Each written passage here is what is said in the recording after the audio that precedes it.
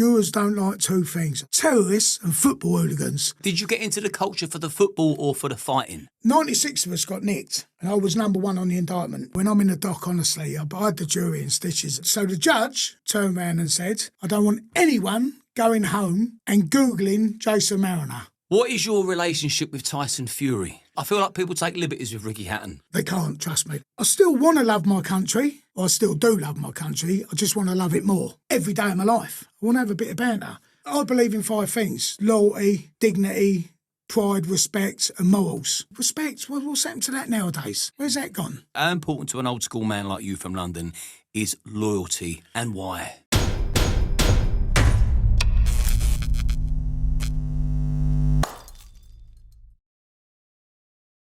I want to say a quick thank you to our sponsors, 𝐬𝐮𝐬𝐜. I use their products every single day, and now I finally get to work with them. I use their products for anti-inflammatory, reduced anxiety, better sleep, and mental clarity. I'm going to put a link to their website in the description, along with a 10% discount code for you to take advantage of. Go and have a look at their website, see if there's anything in there for you. I hope you enjoy this week's episode, and good health. Jace. Good to see you, mate. Long time no see. And this has been a long, long time coming. For people that have just tuned in, me and Jason have had this plan for such a long time, but Jason lives in Thailand, and we will cover the reasons why and the differences in culture.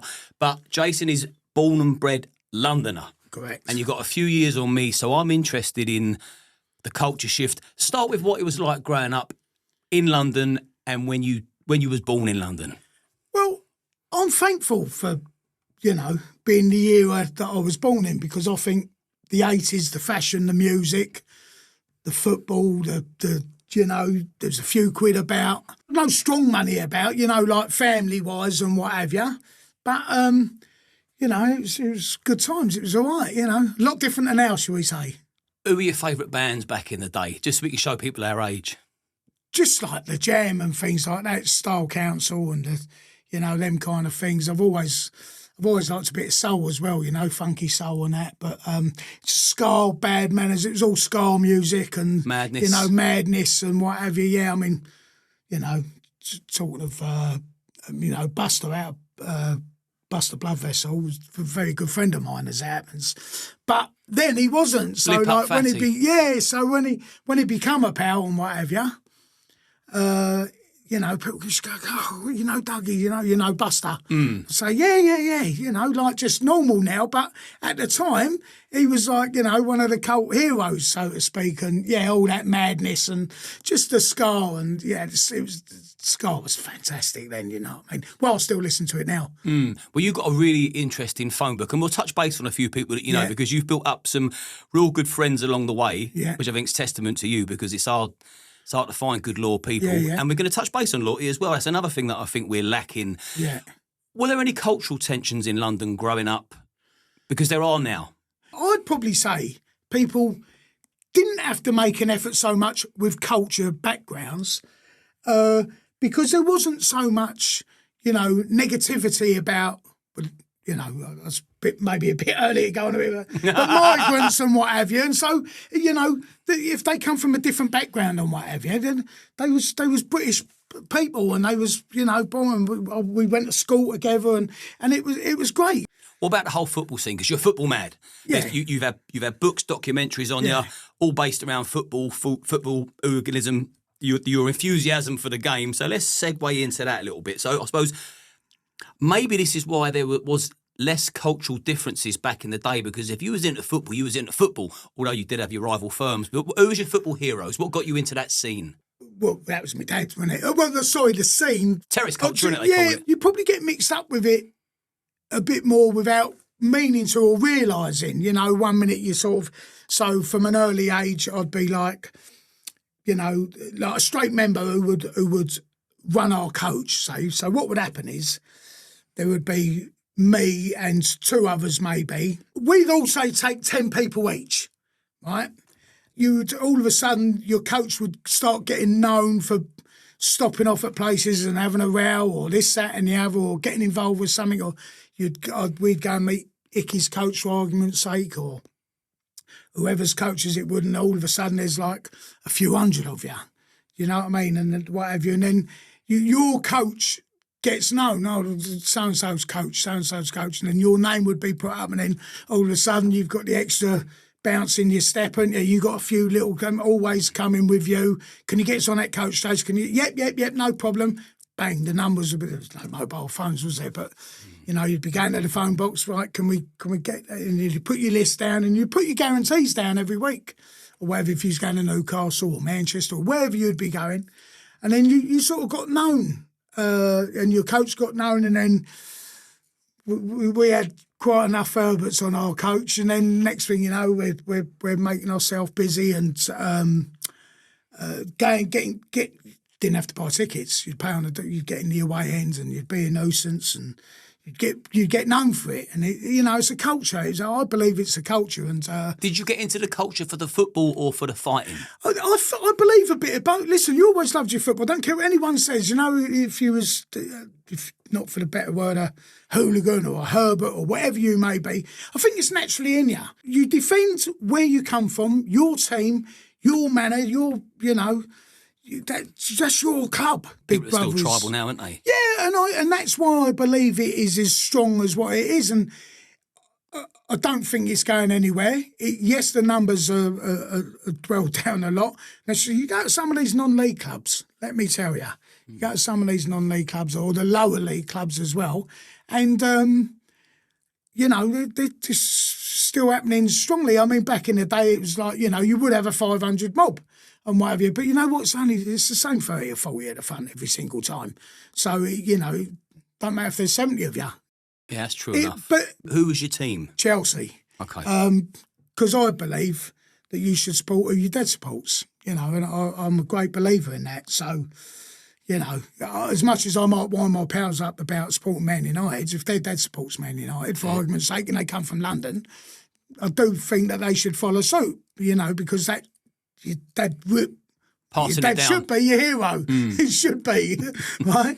But my whole thing, what I used to say to my pals was, for argument's sake, is look, you fight over your bird, wouldn't you? You fight over her, or you stick up for her, or you this, that, and the other. Well, where's she now? She's been married 3 times. She's got 4 children with 4 different, but your club's still with you. I'm still with my club. And what was the firm called? Headhunters. Chelsea Headhunters. Yeah. And they're notorious, aren't they? Yeah, of course. But, obviously there's lots of other firms. But, so years ago, what used to happen is you used to have little calling cards, so if you had a row, you'd leave the calling cards, or you'd just leave them in pubs. You'd been nominated and dealt with by the Chelsea Headhunters. You know what I mean? And there'd be a little scroll and crossbone. So that scroll and crossbone. I never knew that. But yeah, there'd be little calling cards. So you've left your mark. Even if you haven't had a row and you've been in a pub, there'd be the stickers everywhere and all that, in the mid-'80s, the early 80s and that. So where did you get into the football violence side of things? I think you sort of get into it without realising, and Sucks you in. Well, yes, for a thing, and you're very passionate about your club, your town, your club. It's your club. You know what I mean? No one can say anything. Even myself, I look back and I think, we lost at Rotherham on a Tuesday night, 6-0 away, 6-0, and I'll never forget it. Johnny Bumstead missed a penalty. Well, it weren't his fault. Johnny Bumstead missed a penalty. You'd still, but today, if you ask me, I'd say, well, it's pony, wouldn't it? What do you think the main attraction to terrace culture is? Do you think it's just being part of a tribe, or is there more to it than that? Men need to let off some steam? I think that's an excuse, if I'm honest with you. I think it's that you're so passionate about your club. And, because I don't live here anymore, I get over results a lot easier because life's a lot easier, better in shorts and T-shirts. But it still hurts, you know what I mean? But there was no better buzz in my person. I believe it's a drug as well. Honestly, we used to go into towns, and you'd land and you'd flop in and you'd walk in and everyone's looking and staring, who are they? And it give you that buzz, you know what I mean? And we're here. Do you know what I mean? And then it would get round to the people and thing, and then they would, and then you've half arranged meets before, or they would come looking for you, or you'd go looking for them, or... Who were your biggest rivals? Tottenham, without doubt. Were they the toughest fights as well?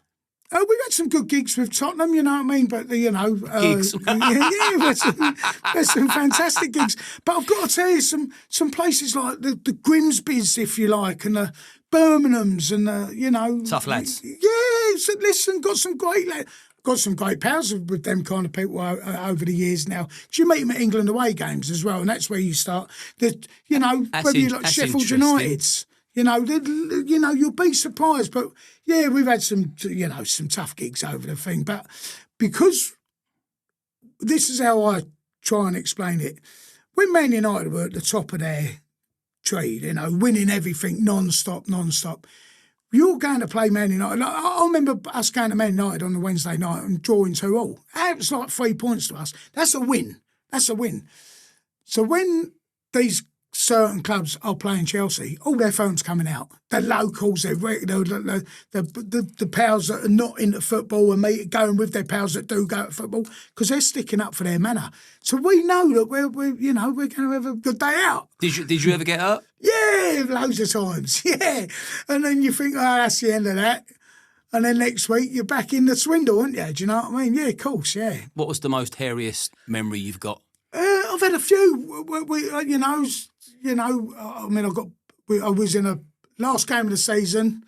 Chelsea put Sheffield United down. I mean, I wouldn't say this was one of the hairiest. Actually, this is more of an absolute fantastic turnout we had. I'm interested in the violence. We was in a place called Berlin's in Sheffield last game of the season, but it was a big place. And honestly, if I tell you there was 78 of us, and there was, and it was all up the thing. A lot of our lot were up the back, and I've come to the bar, and geezers sort of half recognised me from England away games, knew I was Chelsea straight away, said something to me. I went, mate, go and fuck off. Who are you div? Do you know what I mean? Bang, next thing you know, it's off. Bang, bang, bang, we're off.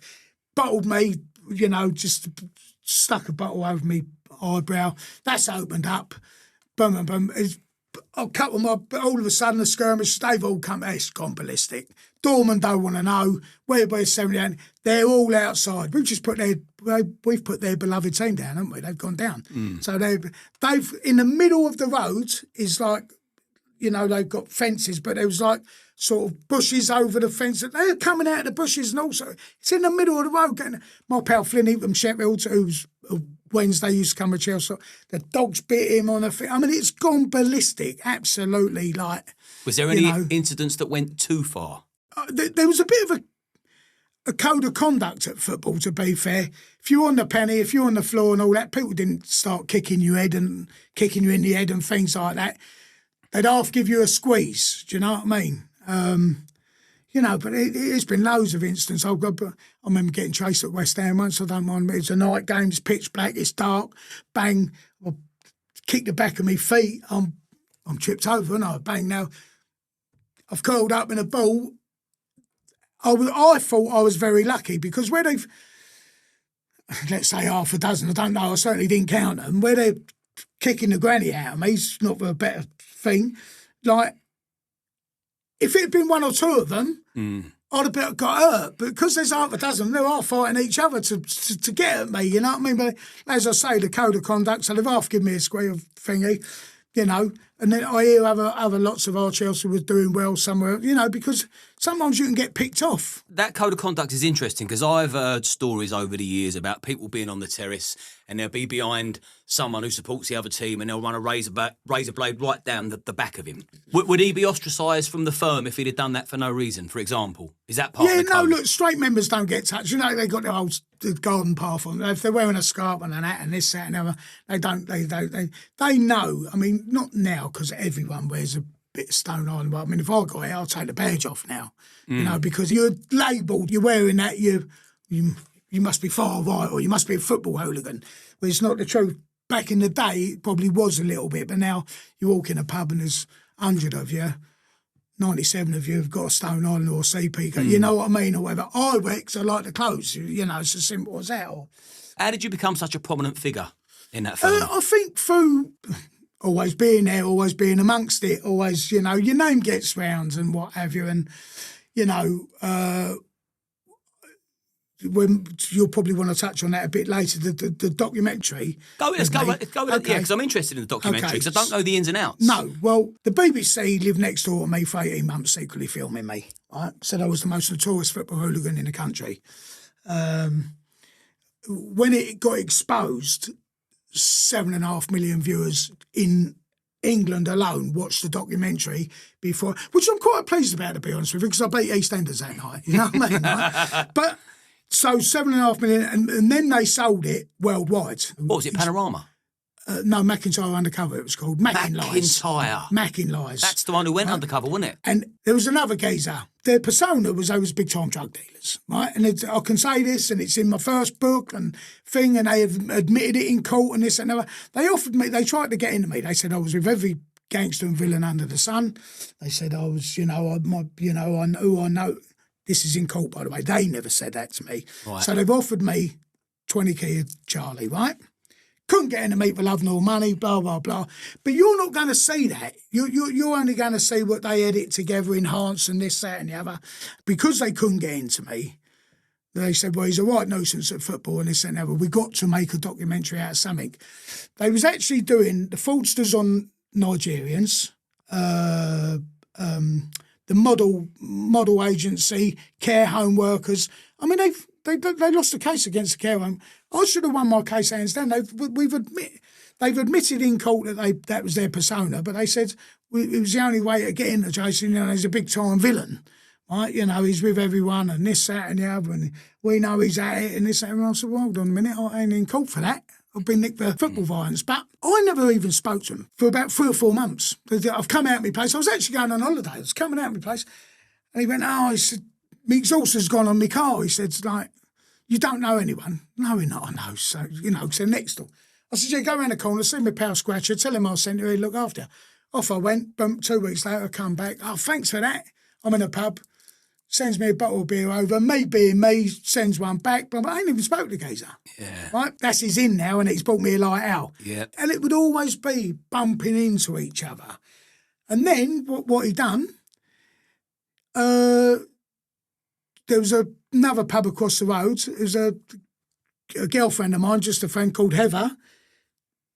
Started dating her, didn't they? Started taking her out, a thing and all that, to the Blue Elephant Thai restaurant in Chelsea, like white, posh, lovely gaff, blah, blah, blah. And then it's not until later found out he's chasing up. What's this? No, but he's asking questions about me. She thought, that's a bit strange. They'd gone back, they're smoking a joint together and what have you and blah, blah, blah. Don't matter, having a puff, so what? So, I mean, she's saying to me, don't worry about him, I'm not interested in him. Right? But no one's going to see that. So there was a lot more behind it than what people think, yeah. So how long did you get for the conspiracy and the affray? 6 years. 6 years, and that was your first stint in jail? No. I've done a couple of little bits before that. As being part of a football firm, the Chelsea Headhunters, yeah, and you go to jail, was it a London jail, and what was it like in there? Was you amongst your own? Yeah, I went to 1-0. I still got thingy Wandsworth. So my family's out there too in Wandsworth, and plenty of pals. But a decent network in there.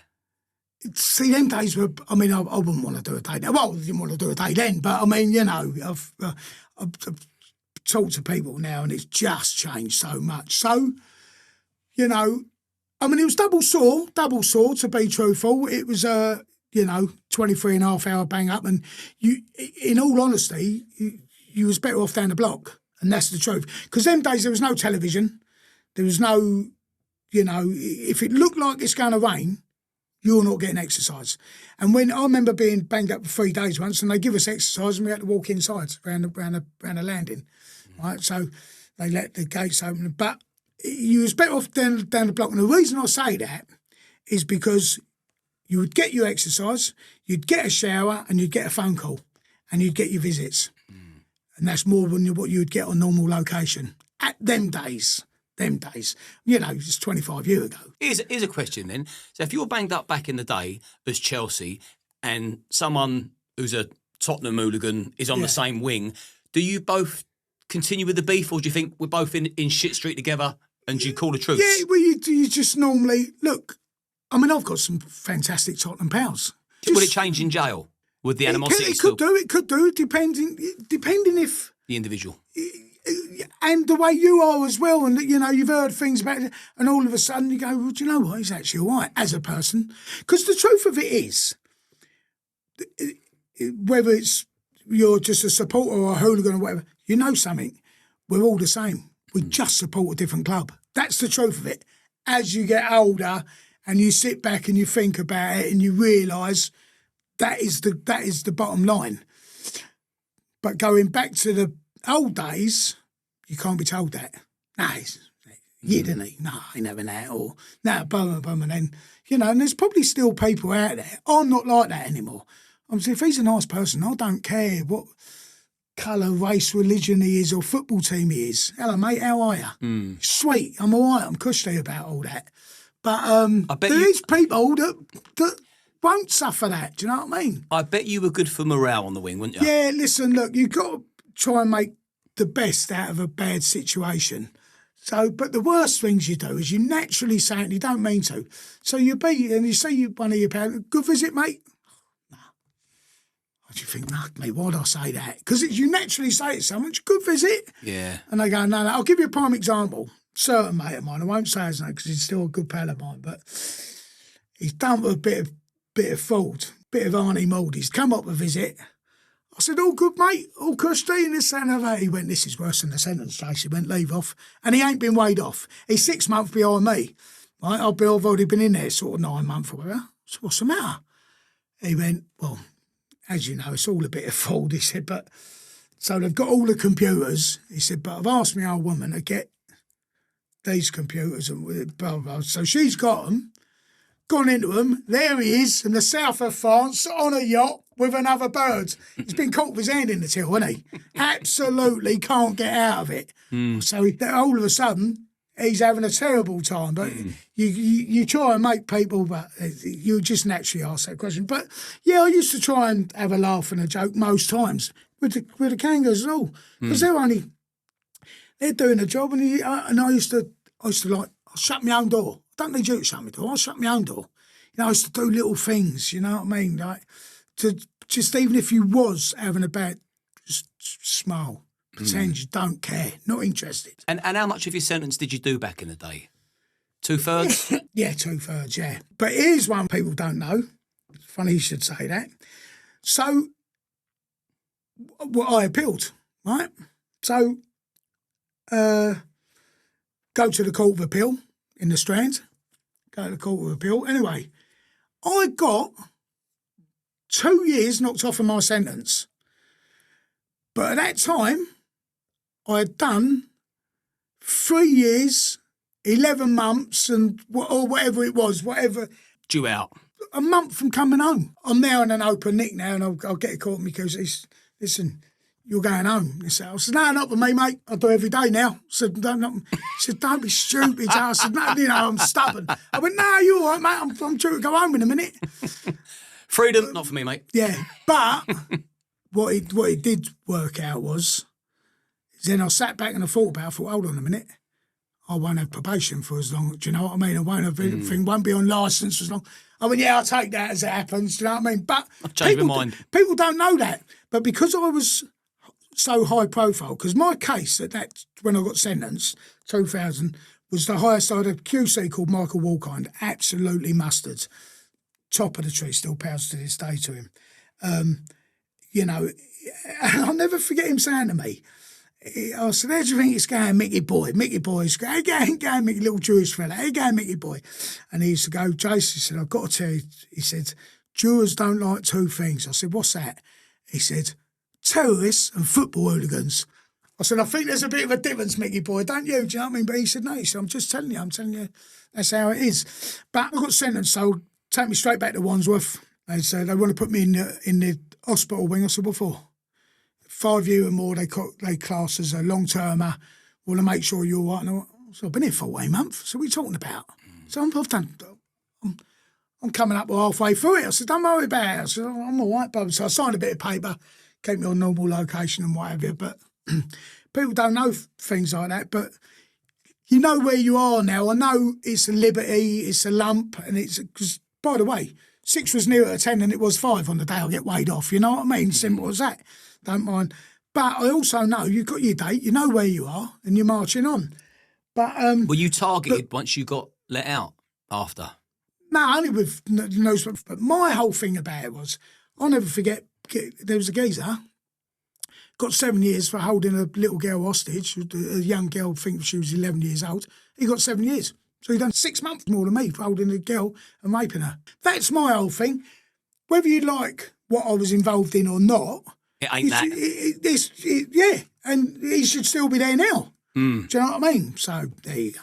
So you're now released from prison. Did you go back to prison after that big long stint? Yeah, a few years later, I got a bottle. I got a 2 stretch. Yeah, I got a 2, but I didn't unpack. I'll be back soon. Yeah. But because you were so infamous, do you think they had it in for you? Do you think they wanted you back in there? You got right. So we're in court.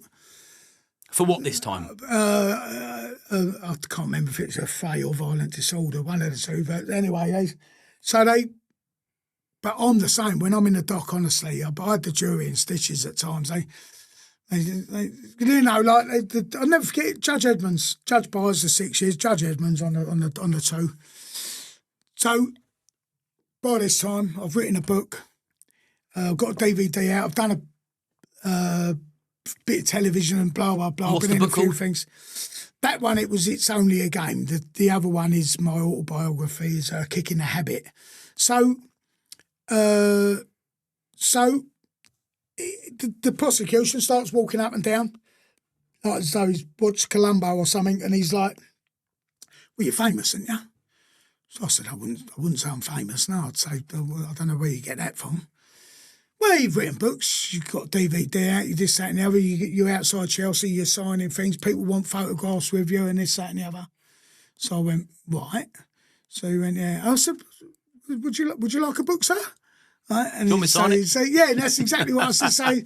He's just saying the other. I can't remember how much it was at the time. So I think it's $14.99, but it's only $34.99 to you. And I'm thinking this. And anyway, then the sort of the penny sort of dropped a little bit, and I said, well, that's very nice of you to say about all that. I said, but it's very clever. I said, because you planted a seed with the jury now. So the judge turned around and said, "I'd like to stop there. I'd like to just say, if you, I'd like to give a direct order. I don't want anyone going home and Googling Jason Marriner." Right? So I can't help myself. I just started laughing. Looked at him and I went, "Thank you, sir." I said, "Now that you've given a direct order, there's no way in the world that they're going to go home and, Google me. What's the first thing they're going to do, isn't it?" Mm. So what chance you got of, but 96 of us got nicked, and I was number 1 on the indictment. It was all down to me. So whatever I got, everyone was getting. So going to get less so. Anyway, there's 6 of us in the thing, so I done a little thing, and I said, "Look, we'll have a 5 each, or 10 each, whatever. Who the head jury is." A sweepstake on the jury. Yeah. And I picked her as well. I just knew it. That's how I won my appeal, by the way. Julia Moorcroft, she worked for Chelsea in a catering place. My mate went to Cardiff, watched Chelsea Arsenal at Cardiff, been at my trial, looked at her and said she was on Jason's trial. Had a photograph, took the photograph, sent it to me. I sent it to my QC, sent it to the legal team, said this woman should never have been on the trial. She was asked a question if anyone had recognised me from... She lived around Chelsea. She knew of me. Some fellow even actually turned around and said that he knew of me and he'd seen me about, and we said, "Keep him on the jury, no problem." I've gone back here, sorry, by the way. Yeah. But she could have swayed it. She should have admitted it. Yeah. And she never admitted it. Right? So because it gives you the ability to sway the jury.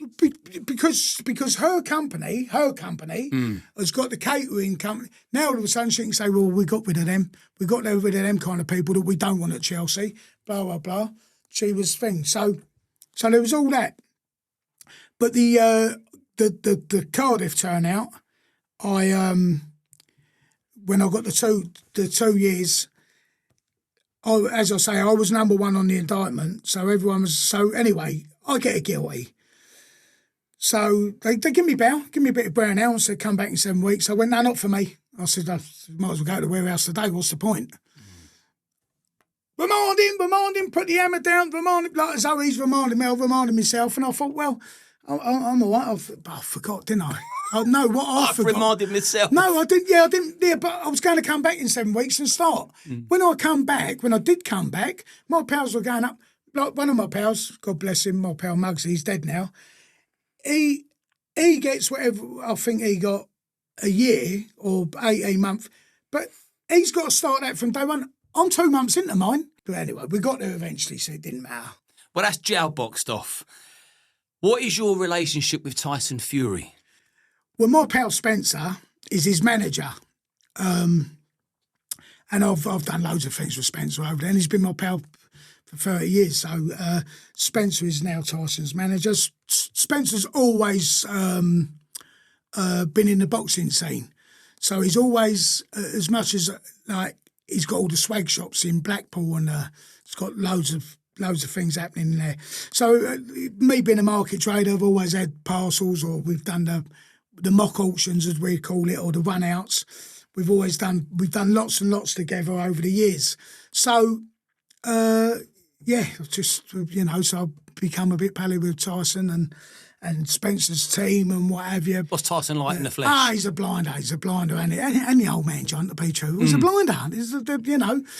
Tyson's, but he loves it. He loves the banter, and he loves the thing. And he's just one of us, and that's the same with Ricky Hatton, because he comes over Thailand. Ricky's. I feel like people take liberties with Ricky Hatton. They can't, trust me. Shall I tell you what I mean by that? I've seen him out. Let's just say he's going out for a quiet drink with a few people that are supposed to be his friends. Yes. Next thing, pictures of him drunk as a skunk are appearing on the internet, which tells me his friends have let that leak, which isn't a friend. Yeah, it's just hard sometimes though, because if they've been out with him and they're boozing, but I do get it. Do you know what I mean? Yeah, and then people. You wouldn't do that, would you? No, absolutely not. No, he's a lovely. So it doesn't matter who you are. You've always got the haters or the keyboard warriors or the thing, Jealous people. Yeah, I see it yesterday. Ricky Hatton's got a fight with someone soon, and he must be skinned. Because he's put his house up for sale. Oh, my good God. And if he is, what's it got to do with you? But I can assure you he's not. But, whatever, certain people that I know that played a very, very good, that was professional football players. And, he's pony. Well, that's your opinion. Whether he was pony or not, he was 15 years ago, he was on 55 grand a week, mate. He was pro, he's you all right. weren't. Yeah, exactly. So you can't. I've grown to have an elephant skin on it, because obviously I'm nowhere near in any of these people. But obviously, the lovers outweigh my haters. But you're obviously going to get the haters. But whereas I'm all about a bit of banter and what have you, I just, whatever, mate, his life's better than short. So, I'm in paradise, mate. Make sure you don't set you and I'm late for work in the morning. Tell me, what's John Fury like drunk? I've never seen him drunk, if I'm honest with you. Never seen him drunk, and that's the truth. I've never seen him drunk. Tyson? No, I've not seen Tyson drunk, no. I can imagine they're good fun. They're good fun sober. They're good fun sober. Last time I see Tyson, me, Tyson, Spence, we went for something to eat. We didn't have a drink.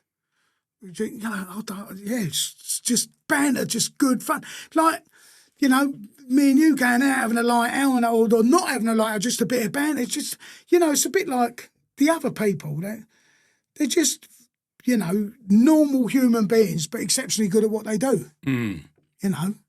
Let's move on to your market trading, because I think if I was born 10 years earlier than I was, I think I'd like to have tried my hand at market trading, because I like the banter, the camaraderie.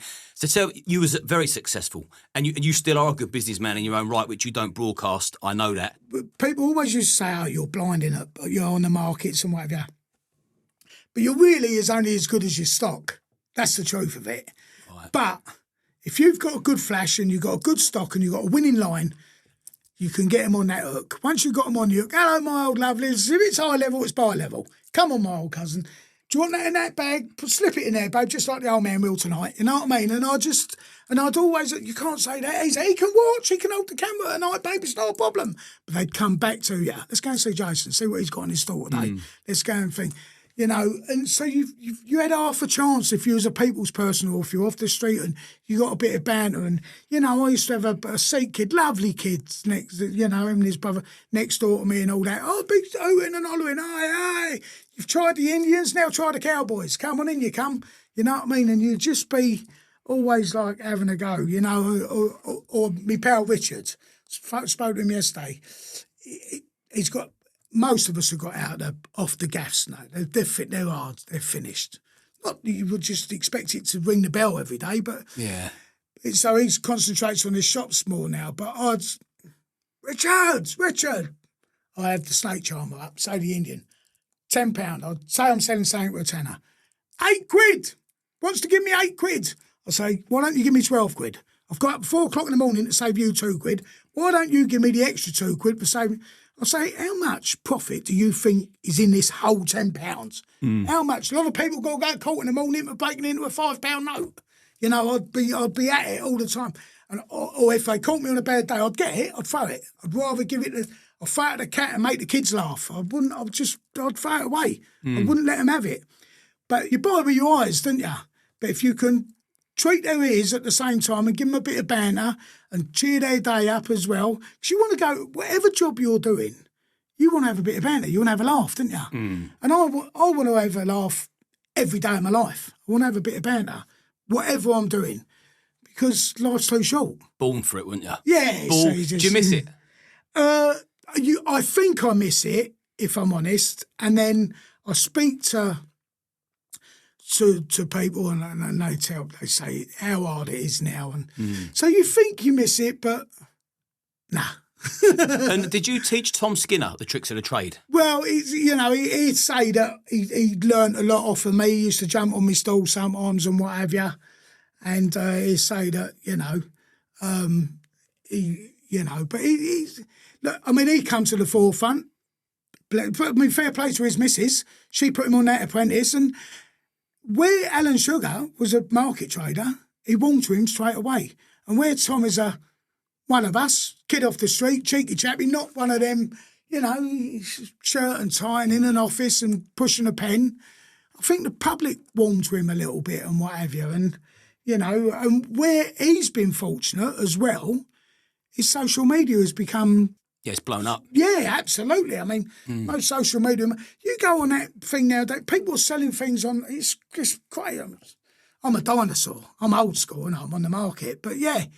So, yeah, but there's still people having it, but you've got to, I think you've got to buy cheap and sell cheap, and that's why I'm, like, with the containers I've got now coming in, like, selling at discount shops and on the markets, but it's got to be cheap. People haven't got, I don't know how people are surviving here sometimes. It's tough, so stack 'em high, sell 'em cheap. Absolutely. And how important to you as a man, because I think a lot of men have lost their way, their morals and their principles, but how important to an old school man like you from London is loyalty, and why? Well, I believe in 5 things: loyalty, dignity, pride, respect and morals. I think you've got to have them traits about yourself. Loyalty is everything. Whether that, once again, brings you onto the football... But I think you're naturally born with that. Naturally, for argument's sake, if you get nicked, right? Even my brief said to me, he said, I've been doing police visits for 14 years. He said, I've never heard them. When I get interviewed, I don't say a word, not a word. They say, well, this is you, and I just look at them, or look away, or look thing. I don't say no comment because I've got the right to remain silent.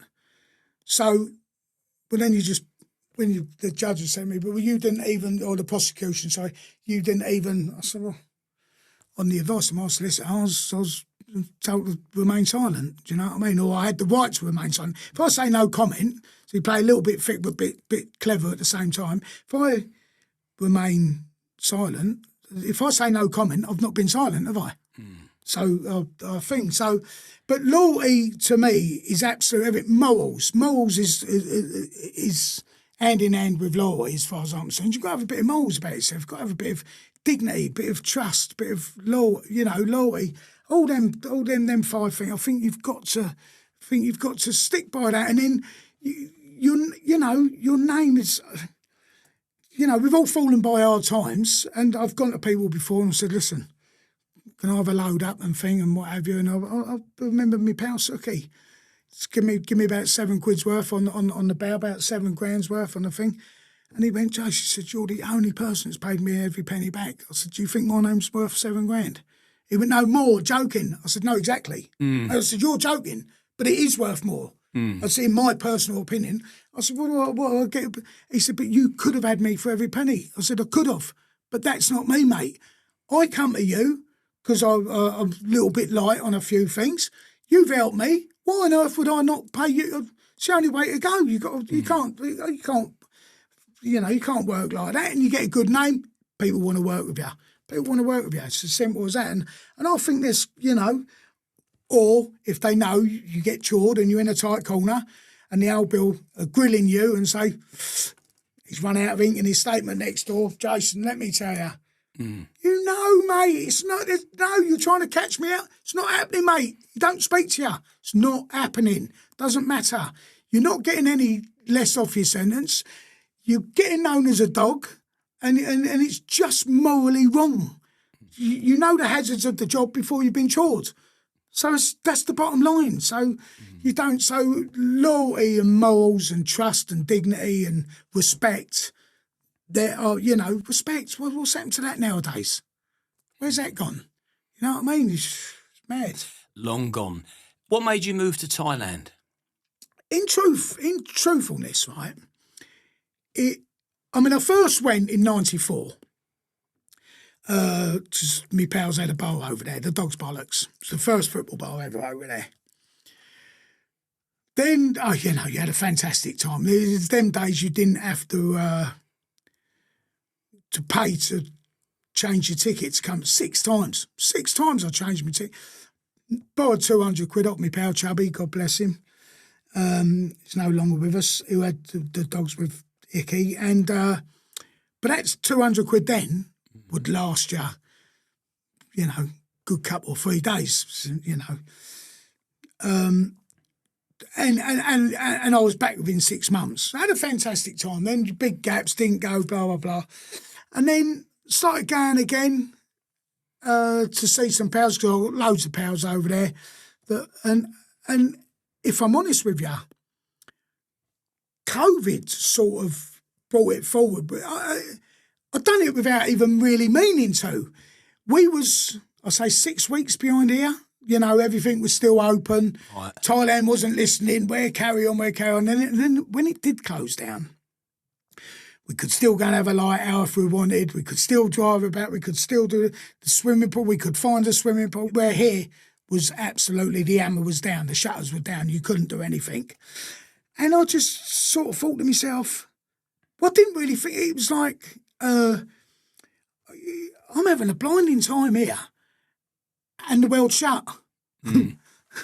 So what's it going to be like when because normally what I used to do is go for 3 months, come home for 2 months, then go back for 2 months, and then work all my Christmas gear and what have you and smash it alive then. And then next thing you know, you're there for months and you think, this is a bit of me, this. Natural progression. Yeah, and you know what? I call it home now. It's home, Look, I still want to love my country. I still do love my country. I just want to love it more. I want to love it how I used to love it. I mean, I just feel sorry for people. I ain't being funny. I went and got half a dozen things the other day out of a local. Yes, the shop is a little bit dearer than your normal shop round the corner. Oh, so I've done a pony. I've done 25 quid. I've got half a bag of, you know what I mean? Half a bag of nothing. I feel, like my kids and and what have you. And how are they going to get a mortgage? I've never been in. How are they? It's hard for them. It's tough. When you're over there, well, when you're at home in Thailand Yeah. and you read the news, what's going on in the UK, what must you think? I try not to. I'm going to be honest with you. I try not to watch it. I try not to listen to it, but it naturally comes up because there's a unbelievable amount of us that are expats over there. So normally I end up with, fuck them, I'm here. Do you know what I mean? But you don't because you're so... Your art's still here. No, listen, look, your families are here, your friends are here, your loved ones, it's terrible. You just think, what has happened? Where did it go wrong? What, you know, and I ask myself that quite regularly, like, why has it become like this? I just can't get my head around it. Like, and what I can't understand is, I understand everyone's got a view and an opinion, but let's just say the boats, for argument's sake, right, that are coming to my way. How do these other people think that it's normal, it's okay? I can't, when I go back to Thailand, I can't get on, let alone get off the other end and go, well, I forgot my book. I ain't got my passport. Any chance? I mean, you ain't getting past it, but they come in and no one is saying anything about migrants or people of a different colour or different race or different religion coming in not coming in, but they're British, you know, and they've been born in there in this integrated. Because don't forget, obviously on social media, every now and again, I'll get I find it ironic that you love your country, you say this, that and the other, and you're over there. I say, let me tell you one thing. I've had 2 successful businesses over here. I've had to pay tax. I've employed, at one time I had 20 staff working for me. They all got paid. They all play the thing. They can eat. They send their money to their family. I'm inviting, without us expats, whether it be German, Belgium, English, whatever it may be, you know, there is no Thailand without us, you know, and I don't mean that rudely. That's a fact because they need our money, right? But we've all paid our way into. And by the way, I'm a guest in their country. I don't forget that. I do not forget that I am a guest in their country, but I'm having a fantastic life. These people are actual illegal. They're coming in with no book.